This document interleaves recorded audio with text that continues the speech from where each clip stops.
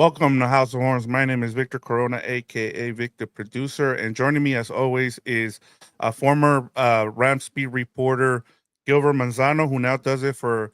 Uh, he's a NFL staff writer for MMQB Sports Illustrated. Gilbert, how are you doing? Are you? I guess we didn't talk about. Are you back in terms of week one? What's the? Is there something that you're perturbed about now going into week two?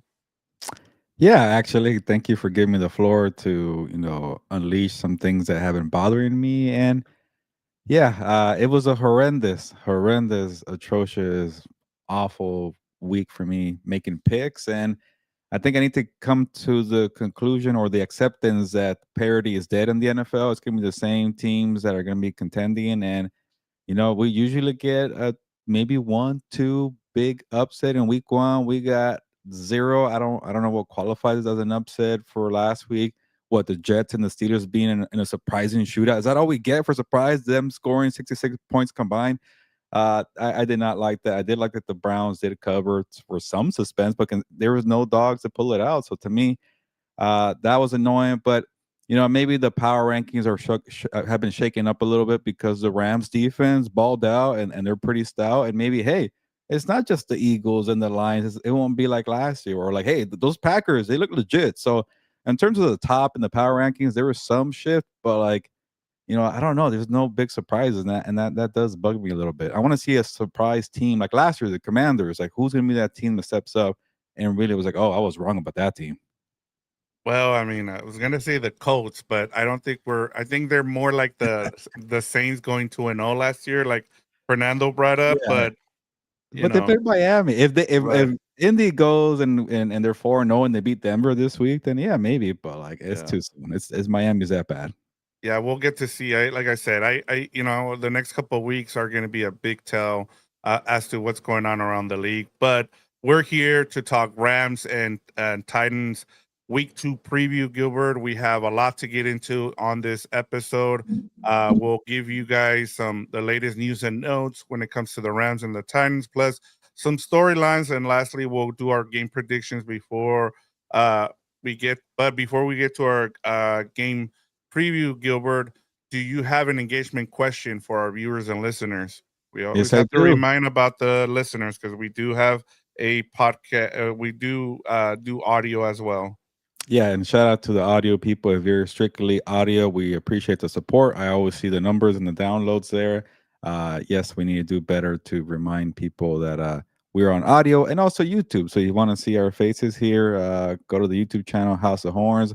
But for the engagement question, I know that's a little hard to do when you're on audio, but for the visual people, shout out to you, James Wheelock and Brian Smith, for saying hello. We appreciate the support here on the YouTube channel. Hello, gents. Brian Smith is saying with the hand wave emoji. But for the engagement question of the week, let me know the keys to a Rams victory over the Tennessee Titans. We're going to talk about the Titans today. And Tennessee was actually a little surprising, in terms of like their defense. That was a good defensive performance they put on Bo Nix. Offense was pretty shaky. I'm not too surprised with the rookie quarterback and a so-so supporting cast of skill players, but the defense balled out. That was impressive. So, what are the keys here for the Rams to, avoid an upset in Nashville? The Rams' offense didn't look that great, so now you have to face a tough Tennessee defense. So that's a little concerning right there. But yeah, also let me know, what surprised you about last week. How about a double bonus here for engagement question? And if you're in audio, talk amongst yourselves there. But what was surprising because I think what we came away from week one, Vic, was how good the Rams defense is. And maybe this could be a little debate. I think you're higher on them than I am. I still got to see a little more, but they were impressive. I think to both of us for a little bit of different reasons. But I think from the most part, I was like, wow, I did not expect that. So that was also something that was huge, and maybe they could take advantage of a rookie quarterback with that good defense. Yeah, and there's a lot that I took away from it, and we'll get into it in storylines. Some of it has to do with special teams. Some of it has to do with a couple of players, Gilbert, that did not participate, that were a bit, we're a bit surprised by, and we'll get into that, during the storylines. And we have a key here from James. He says a balanced attack, running and passing. Also adds defense has to continue pressuring a rookie quarterback. Yep, I like both of those. Yep. Yeah, those are really good, Gilbert. But let's get to the Rams news and notes segment plus the injury report for both teams.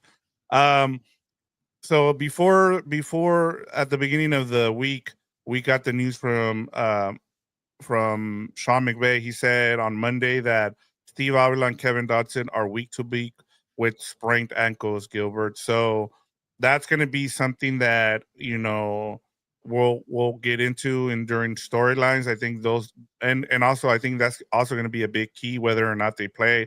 I would assume, and I don't know about yourself, Gilbert. Do you see them either one of them playing this weekend? It's tough, and I feel like we'll know more on Thursday if a player's DNP for the first two practices of the week. That tells you that they're trending towards not playing. But yeah, when you got Havenstein, Avila, Dotson, three of your starters on the from the O line on the injury report, it is very concerning. And again, I don't know how it's going to play out, but if you get two out of three, I think that's a win, Vic. If you get Yeah, one, maybe that's the way they're trending right here. I don't know, but if regardless, if you're banged up and not 100%, and you have to face Jeffrey Simmons, who such a underrated defensive tackle in the NFL, who was giving the Broncos offensive line so many problems last week. They got Tavondre Sweat too. They have a good front there. I know the back end is not as good, but they're going to create some havoc in the trenches there. So you got to have a good O line, and that's going to be very very concerning. And if they don't play, what do you do, Sean McVay? How do you counter that? Do you run the football more? Do you have a lot more eye candy in the pre-snap motion and try to throw this pass rush off? It's going to be a tricky situation here.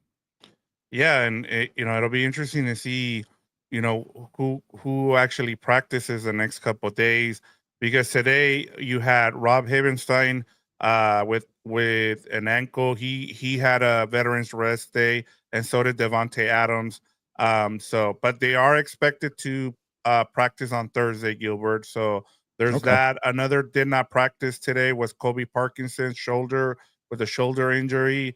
So I think those three are kind of iffy. Steve Avila, Kevin Dotson, and Kobe Parkinson are the three that I think they're a 50-50 shot.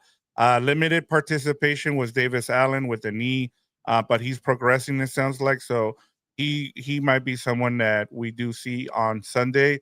And then you talked about the Titans not having much on the back end there. Cornerback Ladarius Need did participate in practice. I believe he missed a game against the Broncos. You have outside linebacker Arden Key. He was also a limited participant. And safety Kevin Winston Jr. was also a limited participant. But I thought the biggest one in terms of the injury report for the Titans, left tackle J.C. Latham did not practice. I don't think he re-injured. He re-injured something. I forget what it was. I had to like find their injury reports like on another website that is in the Tennessee Titans. So I don't know. It just sounds like he's not going to play on Sunday. Yeah, the Tennessee Titans not getting the results that they want on the offensive line. And it's only 1 week, but I'm going off a big chunk of last year. But when you have Bill Callahan, the father of the coach Brian Callahan, who was supposed to be this genius O line coach, like you would think they'll get better results here. So, now they're banged up. JC Latham was a first round pick last year. The Yep. prior year was Koronski was a Yeah, first round pick. Koronski. Yep. They spent money on Dan Northwestern. Moore Jr., the left tackle this offseason. They spent money last offseason on the center, Cushionberry the third. And they even got a good veteran in Kevin Zeitler to play the other guard spot. So like on paper, it looks like that's what you want for your O line for a rookie quarterback to have some experience and some talent and some youth, but for whatever reason they can't figure it out. And that's why I'm always hard on the should I call him the Nepo baby?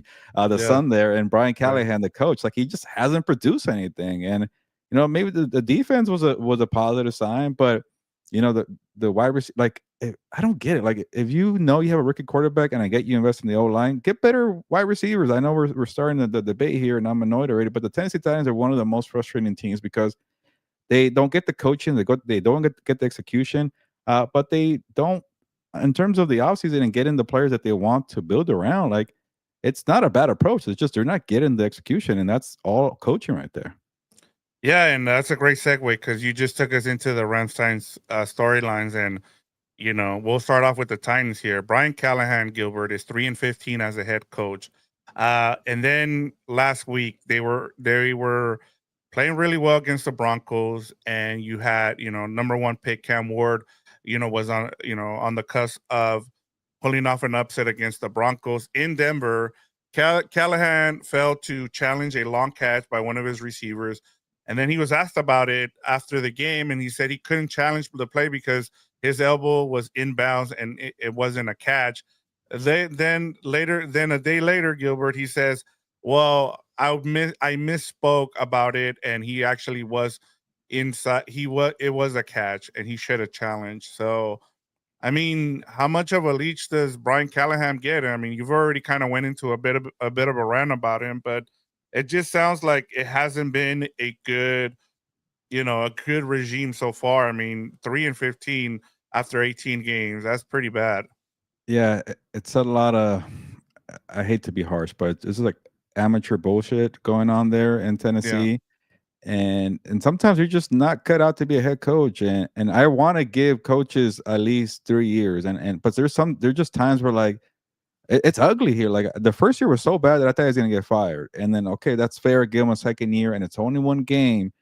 But when you have the late game blunders where you're not able to think quickly and have good decisions, that's a big red flag. An even bigger red flag, Victor, is when, I think your GM is helping you out and getting you the right pieces, especially on the O line, and you're not getting execution. And you also have, again, Bill Callahan, and they're investing money in the O line, and it just, for whatever reason, it just hasn't worked execution wise. And then, I'll blame the GM on this part too. Like, you would think they'll have better skill players. Like, how is Tony Pollard your only option? I get Tajee Spears got hurt, but you've had Spears for a couple of years and he hasn't really done much either. You can't have Kevin Ridley be your number one option and then bring in Tyler Lockett in June and say, you know what? Okay, I'm okay with that. And some other people I've never heard of. So, yeah, this is a strange operation here, and they really screwed up when they fired Mike Brable. I thought Mike Brable did decent when he had Will Levis. I do understand that situation got stale, but they went backwards and the execution's not there. So it's going to be a big, I want to say, first half of the season for Brian Callahan. If it's the same amateur stuff, it's not going to be good. But that defense was clicking. They were giving Bo Nix a lot of problems. It's just the wide receivers couldn't catch. I think Campbell was a little off his passes, off his game a little bit. But defensively, they're going to have a chance against this Rams offense that struggled. But there's just so many moving parts that it's hard to see an upset. Yeah, and I think part of it with Brian Callahan is he's supposed to be a quarterback whisperer, right? And I think we're starting to get into this thing, Gilbert, where we need to start asking, are these guys really good coaches, or did they just benefit from having to being able to coach a great player? You have Brian Callahan with Joe Burrow, you have Brian Dable with Josh Allen, right? So it's hard for us to know whether or not these coaches are actually really good. And now you're starting to see, you start off 3-15 as a coach, and I love what I'm hearing from Cam Ward in terms of him showing up early, being a leader already. Like, that's awesome. You can, and one of the things that was really impressive about him is the fact that he went from, a small school to Washington State, down to Miami, and every time the programs got better. And I think, with him, I know he's gonna be good. The problem is he in a bad situation with Brian Callahan, where the coach is the one kind of keeping you behind. As you talked about, their defense is really good, and we'll get into when we get into the keys to the game, where I do have some, I do have some concerns when you're going to go up against that defensive line, and what problems you might face if you're the Rams offense. But in terms of what we're talking about here, Gilbert, is just it seems like this coach, and Brian Callahan is the one that's keeping them from actually being competitive in games. Yeah, I'll make a quick point here, and I don't think this is too much of a big deal, but Yeah. Cam Ward's confidence and just already saying, you know what, I don't care that I'm a rookie and I'm gonna expect you guys to meet my standard. can be tough when you're playing with a bad team or when you're playing with guys who are just like, I'm here for the paycheck. We're not going anywhere. Like, dude, just shut up.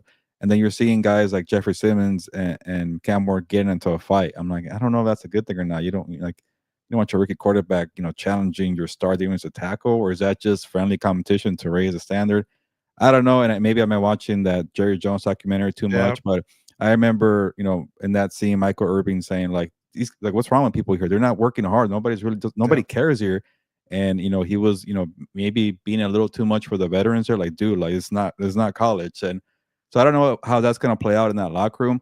But it's such a weird operation again, Vic, because the GM that got fired, Rand Carthon, like he spent a bunch of money on a lot of the guys who are still here as a new GM, and then they have like three different GMs. Honestly, I can't even keep track. They have like four different people yeah. I who are know. top there, but it's like they just inherited the whole roster, and at some point, this new decision makers is this 4-man committee, whatever the heck you want to call it. Like you got to just clean house, and if Cam Ward is setting the standard, obviously you keep him, but everybody else who was signed by Carthon, maybe move on. It's just hard because you spent so much money 2 years ago, salary cap purposes. So to me, I feel like that's where we're headed. They're gonna have maybe one more year where they eat the money, and then boom, let's go find the people that can work with Cam Ward and try again. Yeah, and that's part of it too. I mean, it's finding a coaching staff that can work, and this doesn't. It has this that doesn't seem to be working. And just to kind of transition now to the next part of this storyline for the Titans. I mean, as you mentioned, the Titans have talent on this team. You have Cam Ward, Jeffrey Simmons, Legarius Need, J.C. Latham, who's hurt, Tony Pollard, and Peters Karonsky. So they have dudes, but in your mind, and what's been the problem here for since they fired Mike Babro? Like, is it just the fact that they can't put GMs in place where they want? They have too many people, who are talking here, who have too many voices. What's been the problem with the Titans? Yeah, I think they haven't set a foundation. They haven't set a culture. They haven't explained well what they want. And also, when maybe they are preaching that stuff, like just go off of the guys who are buying in. Like, who cares if they got paid? Who cares if they're a name? Like, just go get competitors and take your lumps here, and maybe you do better. And the Cam Ward game, it was only one game. He gave them a fighting chance. We all saw the dad losing his mind over all the drops there, and that's on the front office for not getting better weapons. And it's not on. Maybe it could be. It's not on Callahan that they paid Calvin Ridley. That was more the other regime. But I think at some point, just okay, who wants to be here? Who's gonna help me build something? And that being Callahan, because I don't think the Ward one is going to be interesting because if they do suck and they get the number one pick, and there's a lot of good quarterbacks. What do you do? So he has to prove himself a lot. But right now, you're thinking, okay, it's Cam Ward who's safe, Jeffrey Simmons, and maybe Tavondre Sweat, and that's about it. I can't even the guys that use a first round pick in the O line. I don't even know if they're any good. So to me, they have three guys that maybe you keep for the future. Yeah, and I mean those Alabama O linemen, man, they just don't seem to translate to the pros for whatever reason. And they run a pro style offense, which I just don't understand why they just they just bust out in the pros. You have another one in JC Latham. His biggest thing is staying healthy, and we'll see. I mean, he still has some time there, but another one, the whole Peter Skoronsky thing where he had small arms, or and they moved them inside. So you got to be able to hit on your picks there, and then you go out and you spend all that money, and that's the thing that you run into when you spend money on free agency, is that it's just a patchwork. It's not supposed to be, it's not supposed to be your long term plan, and so I think that's where they've kind of run into, Gilbert. But we'll see. I think a lot of Ram fans are going to see that you're going to see some bad execution on that side, and you just hope if you're the Rams, you just go there, you take care of business, and you get out, Yeah. because the last thing you want to see is that you be the team that kind of gives them hope, and then they use you to turn around their season. Yeah, honestly, if the Rams win the way they won last week at home, I won't give them much crap. Like, just get the hell out of town with a Yeah. W. That's a good defense. Your offense is still trying to find the rhythm, but just win, or maybe at least win by a touchdown. Don't make it a Yeah. 14-9 game.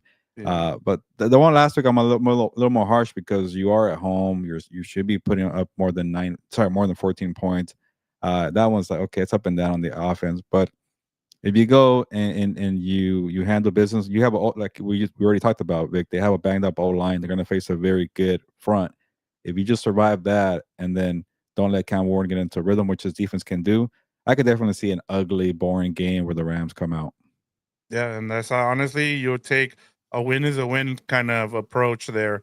All right, Gilbert, let's switch over to the Rams. A couple of things that came out of that game that we didn't talk about in the post game show that I wanted to make sure we did, and we'll use that as our storylines here for the Rams. And that was two players that were supposed to be big factors for this team going into the season, right? That didn't get a single snap in week one. One of them was cornerback Darius Williams, and the second one was tight end Terrence Ferguson.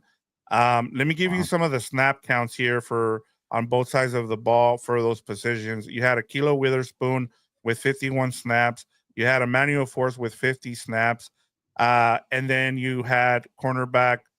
You also had Kobe Durant with 25 mixed in as a third cornerback. So, and then you also look at what happened with Terrence Ferguson. He had no zero snaps, and you gave snaps to Davis Allen, you gave snaps to Kobe Parkinson's, and of course Tyler Higbee. They were pretty much, like about 25% each, all three of those tight ends. So, is it more with the Rams? Do you think is it more about the going with players that they trust, or is this part of the game plan going up against a Texas team that maybe you wanted, at least with Darius Williams, it was a matchup thing, and then with Ferguson, it was more of like, hey, let's ease him in. He hasn't learned the offense yet.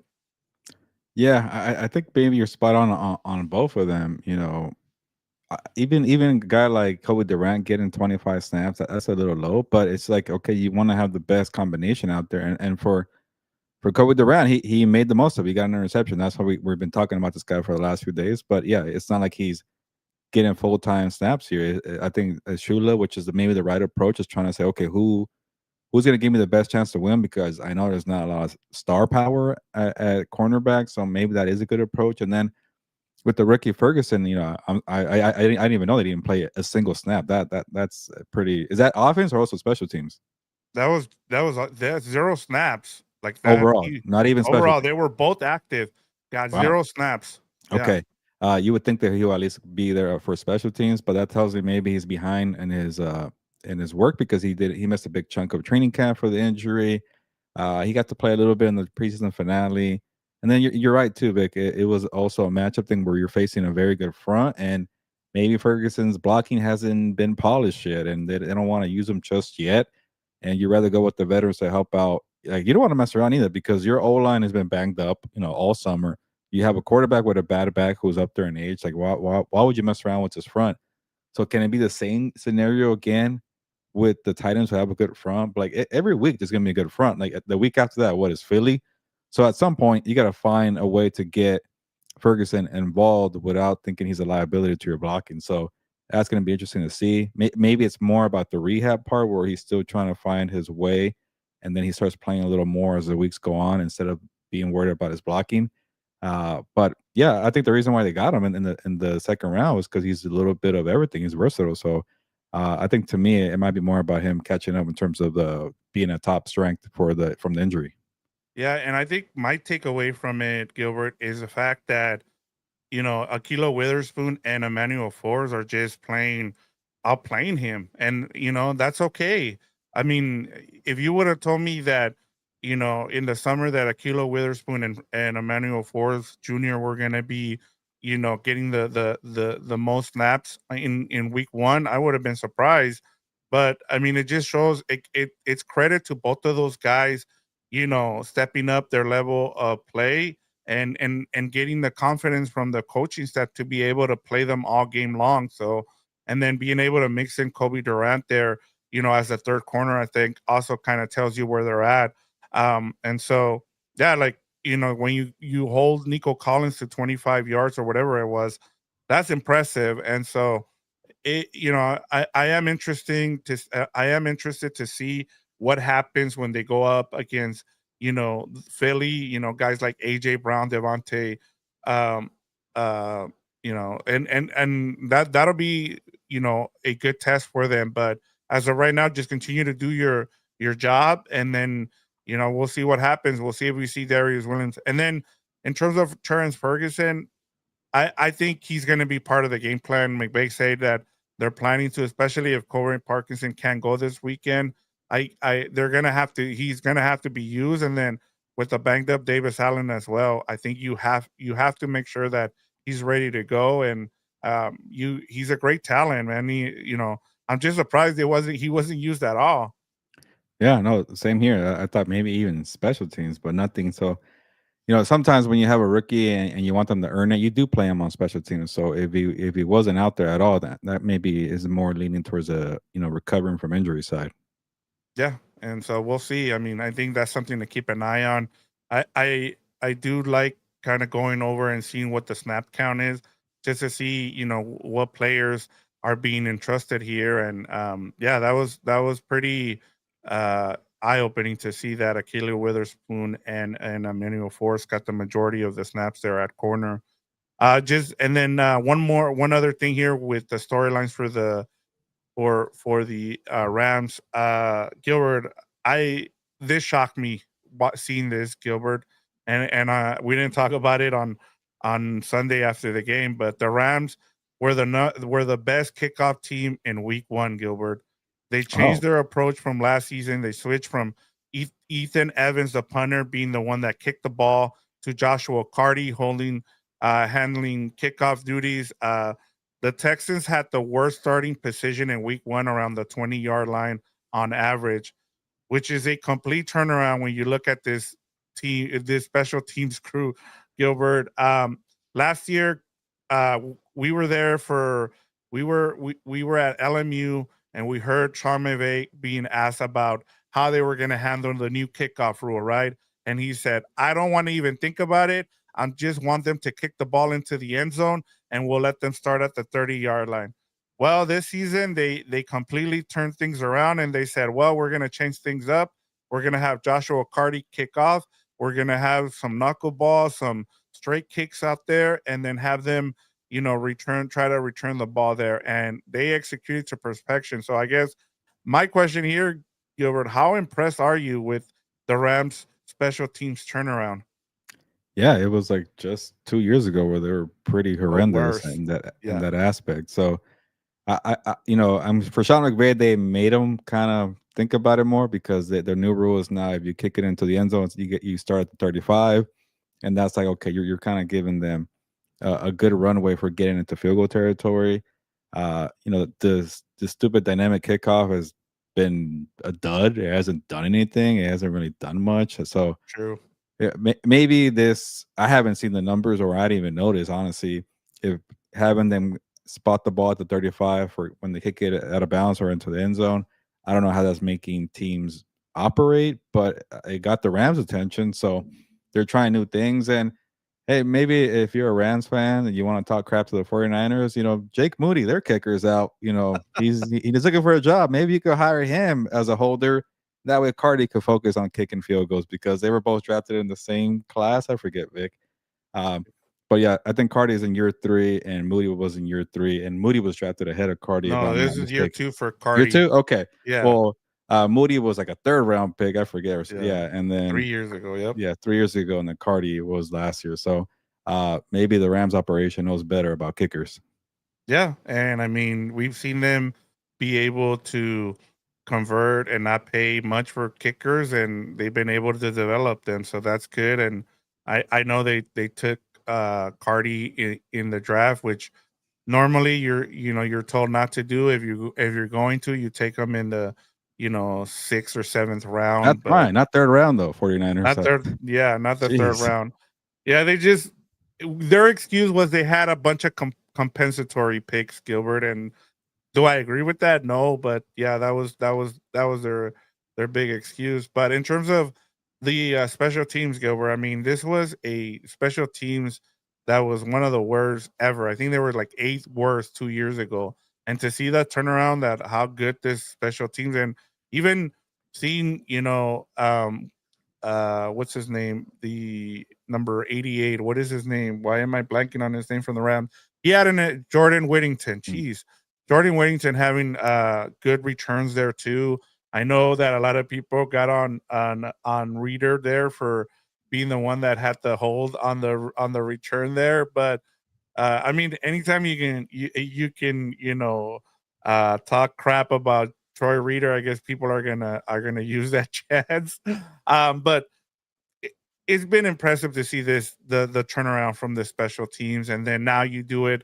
I think part of it too, Gilbert, is what you asked earlier about whether or not starting at the 35 makes a difference. I think they looked at whenever people were getting kicking the ball into the end zone and getting the ball at the 30, that it was a really a it was a positive uh, outcome where they a lot of the time they were going and scoring. So I think that's part of why they decided to kind of change things up and have Cardi be the one, because I think my only issue, Gilbert, and I know we're getting a little too deep into the special teams, which is probably the boring part of the show here. But my only issue that I've had with the special teams is the fact that Ethan Evans doesn't have like good he doesn't put the ball up higher, like with the higher hang time. He's a guy that just likes to just boom the ball, and he doesn't allow his coverage to get down the field. So that would be my only nitpick there. But he's been better this season. I will say that. So hopefully he continues to be that good. Yeah, maybe those were small things for Charlie Blackburn, but I remember he got hired a couple years ago to turn Yep. things around, and People wanted him fired with, yeah, for especially that season where it was so bad. So yeah, so for them to turn it around, I think for him it must be nice to see that in week one, but there's a long way to go. But you want to see always progress with coaches, and he's gotten that. And final thing on this, yep. yeah, nobody's talking about Chris Paul Jr., right? Pool Paul Jr. Oh, Nobody cares. you'd be surprised on some of the comments Yeah, I've seen. They're still. That's it's what I'm like saying. Anytime you bring up Troy Reader, there's the special we teams is should have doing kept Chris doing Paul. great. You don't Yeah, need him for that, and also yeah. Nate Lamb is doing great. You don't need him for that either. Yes, Like, why are we still I'm with complaining about you. Chris Paul Jr. here? Yeah, I But don't yeah, know. People just fell in love with Chris Paul Jr. for some reason, but everybody thinks their every draft pick is going to be a hit, but yeah, for the most part, maybe the Rams don't knew what they were doing. Nate Landman, good, and then special teams is good. But despite Troy Reader, they're still okay. yeah. All right, Gilbert. Let's get to the keys to a Rams win versus the Tennessee Titans. Gilbert, let's start on the defense. We talked about how impressive, they were against the Texans, and they dominated the offensive line, which was a like I said, I understand, and I know people are gonna they I saw this already. Well, the Texans offensive line wasn't that good. Then they lost two of those players, but hey, they did their job. That's what you want them to do. The other thing too, Gilbert, it's been a while since they have allowed a team to score more than 10 points, double digits. As if you go back to, yeah, like the Eagles scored some of those points there. They had a good matchup there, but you look at the Vikings, you look at teams before that, the Seahawks, the 49ers at the back end of that season, and they've been impressive. Like it seems like they've clicked. So, and then one more thing, Gilbert, Cam Ward was sacked 6 times against the Broncos and had the highest pressure rate of any quarterback in week one against Wow. the Broncos defense. And so, is this pretty much for you? Is it in terms of the defense? Does LA just needs to create pressure against the Titans O line that is also beat up and injured? Yeah, like again, it's starting to feel like we might get the same game script as the Week One Houston matchup, but Houston is more talented, on both sides, offensively and defensively. So you're hoping here the Rams maybe could win this one by double digits. I just don't know if it's going to be that much of a cruise control game here, but yeah, this could be the game where you don't care how the offense looks. Defense, hold it down. Go beat up on the rookie. That's okay. Make life easier. You want to get a scoop and score touchdown. You want to pick six. Please do that and let us get out of here unscathed. because if you find yourself in a bruising match, like the more physical the game gets, obviously that increases the likelihood of injury. So you don't want what happened to the 49ers there in Seattle. So, just beat up on the rookie Cam board. If the Broncos got 6 sacks, maybe the Rams could top that. And maybe this is a game where we figure out how good this Rams defense could be. If you're gonna swarm a rookie quarterback and punish them and make them feel like, okay, this is what big boy football is all about, then you might have a legit defense here. So again, I don't want to have a week one overreaction to what the secondary did, to what Nate Lanneman did. I know the front's going to be good week in and week out. They proved that last year. But if you could, make life miserable for Cam Ward, maybe I start talking about, okay, this could be a legit Rams defense. I don't know how good can they be. Can they be the Aaron Donald, Von Miller, Jalen Ramsey crew that won the Super Bowl good? I don't know. I don't think so. I'm gonna say that right now, but they could prove me wrong by at least smothering and making life difficult for Cam Ward. And you come out with that game, winning 20-3. That's beautiful. Yeah. Yeah, I'm with you. I think it comes down to the defense. This game's the defense. We talked about it too, Gilbert. Is I think the first 4 games of the season, the defense pretty much needs to carry this team while the offense kind of catches up with Matthew Stafford missing that time in training camp. And look, you know, where this team is the best is along that defensive line. Take advantage of it, create pressure, swarm the rookie quarterback and make his life miserable. And get out of there with the win. Whether if it's an ugly win, a win is a win, and you just want to get out of there with the win. So, and then on offense, Gilbert, is it just pretty much you're just trying to patch up the offensive line here, make sure that Matthew Stafford is stays healthy and can stay upright here. And I guess my question to you is, will you use more 12 or 13 personnel in this game just to and run the ball a little bit more just to be able to, protect Matthew Stafford? Yeah, you definitely got to run the football, as James mentioned earlier here in the comments. Got to be balanced, but maybe it's a game where you experiment a little more with that 12 personnel, and you need the extra help because you have a banged up O line and you're facing a good front. So, say the defense gives you a little bit of a cushion there, where they're shutting down Cam Ward at every position, every possession, and you're building a little bit of a cushion. Then yeah, start playing around with your formations and your personnel, but you definitely got to run the football well. Do we see more Blake Corum finally? Is it gonna be all Kyron Williams again? Do we see the rookie Hunter? So in He was these type of inactive too, Gilbert. I yeah, forgot. I didn't even mention that. he wasn't even given a chance to get any snaps. So uh, can this be the game where you run the football pretty well and you lean into that physical mindset? Where, yeah, we're gonna be a ground and pound, good defensive team here, and we're gonna run with that. So to me, that's probably the key there. Definitely be balanced and be physical. Yeah, I'm with you. Is there a matchup you're wanting to watch in this game? We haven't done matchup in a while, but are you curious about a matchup? I don't know. This game kind of makes me feel like it's a repeat of last week, where I'm so focused on the O line versus the front, and I really think that the front of the Rams and the offense of the Titans is going to decide. I'm not saying the Titans O line is good. I'm just wondering how much can they minimize the damage that they're going to probably get from Jared Verse and Byron Young and Tyler Davis. Like I honestly just like watching those guys play, and I've been focused on that. It's not an easy one in terms of wide receiver, cornerback, because both sides don't have corners. Like I just want to see Legarius be out. Like what does the Fernando made the Yeah, joke? that's what I was gonna Legarius say. Sneed, are you a Tennessee Titan? I want to see you out there. Can you still be the guy in KC?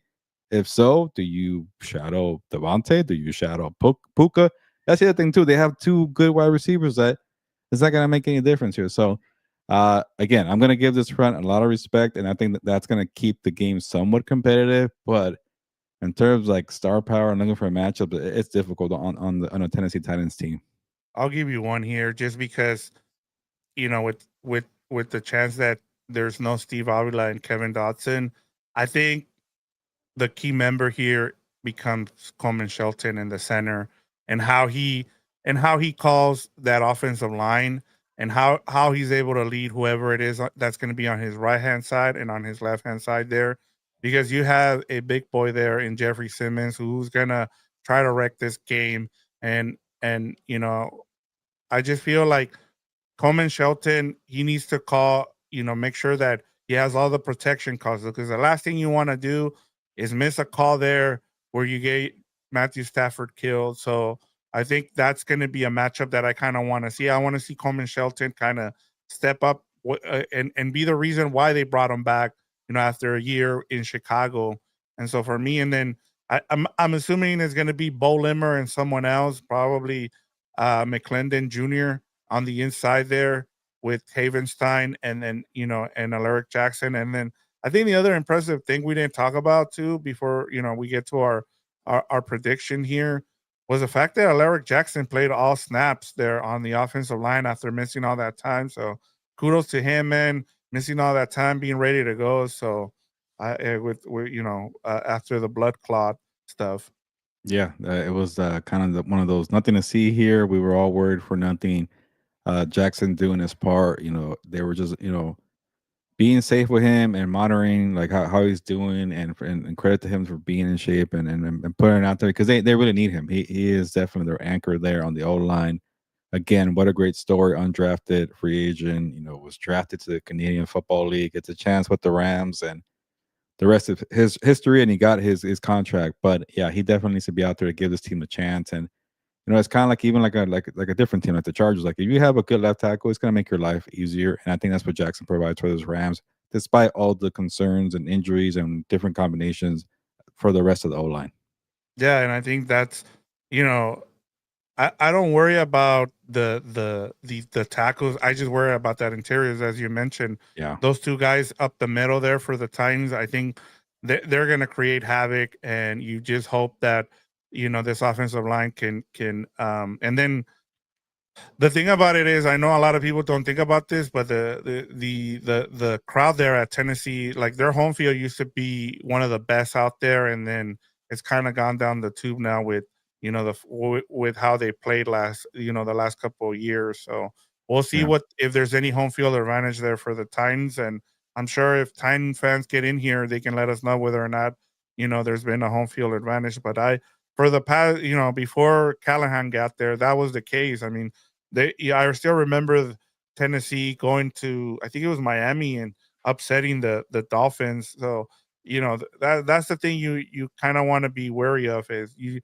want to go there and take care of business, man, because you don't want to give a franchise like this any hope and having a chance to turn their season around.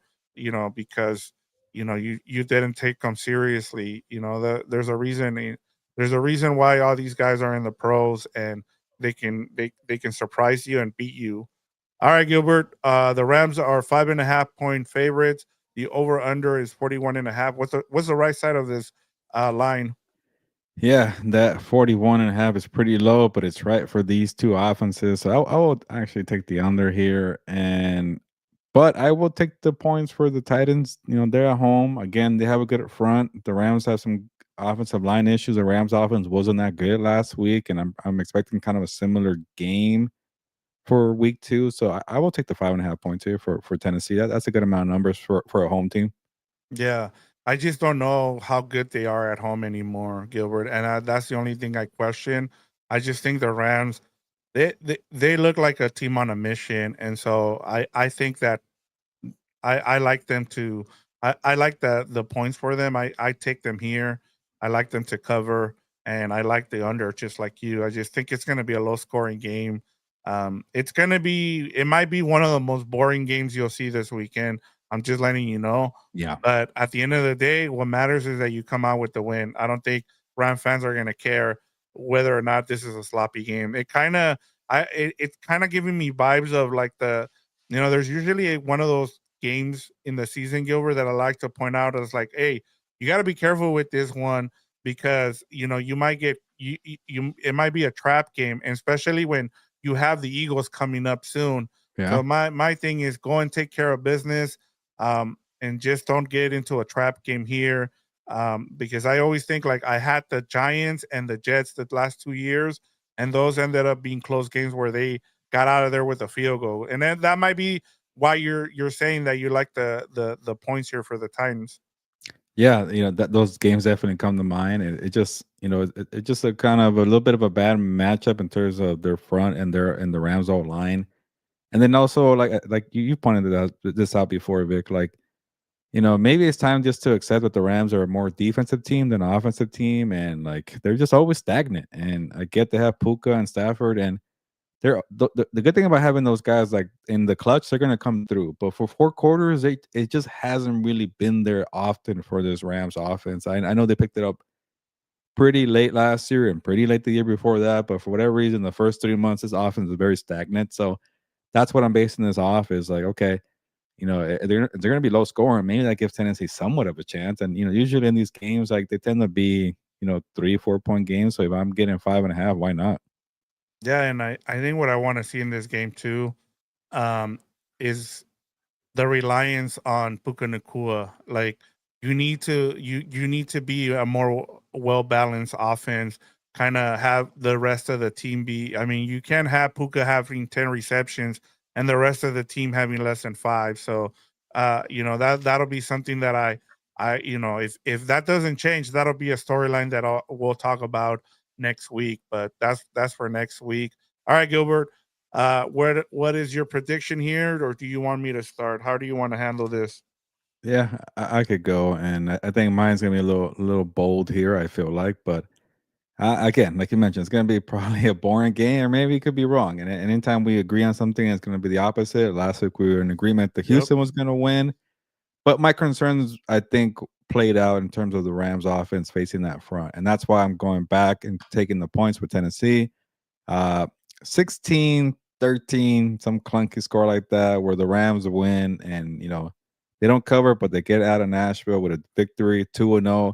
That's all you can ask for in this kind of weird trap vibe game. Yeah, I actually have it.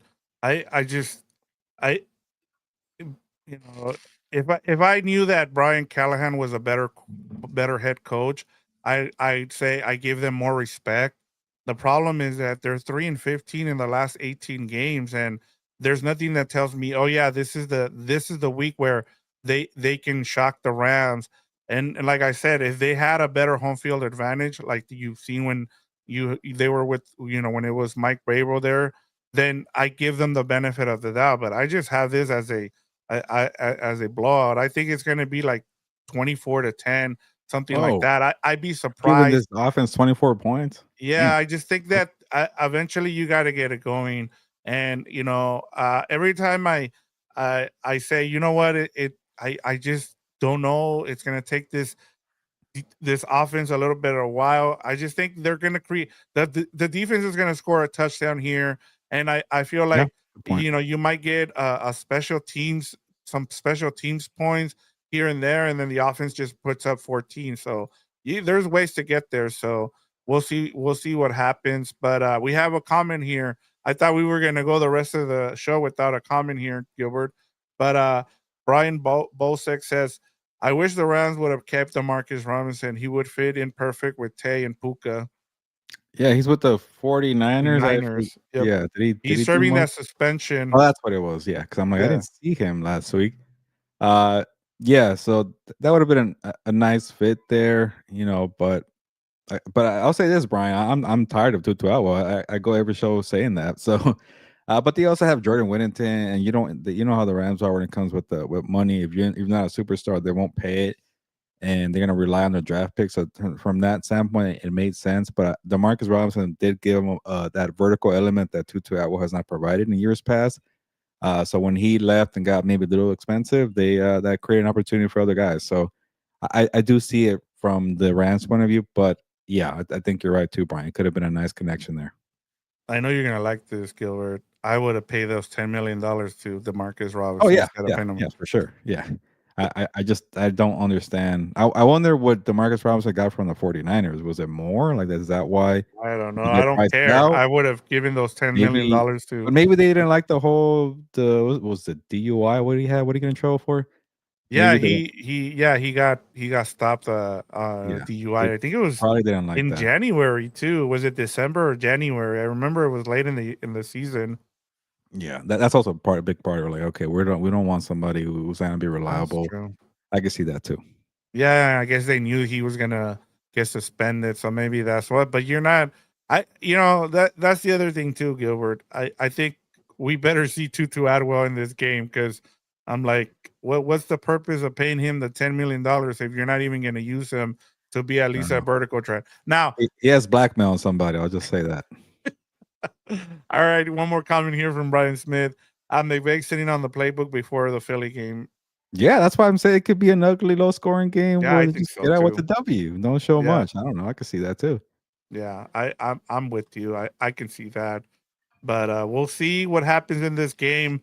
As we both said, we expect a really boring game, but it doesn't matter as long as the Rams win and you get out of there with a 2-0 record, and you start to kind of look towards the next couple of weeks when you have to face the Philadelphia Eagles and the Baltimore Ravens. Two big matchups coming up. So just take care of business and then we'll see what happens.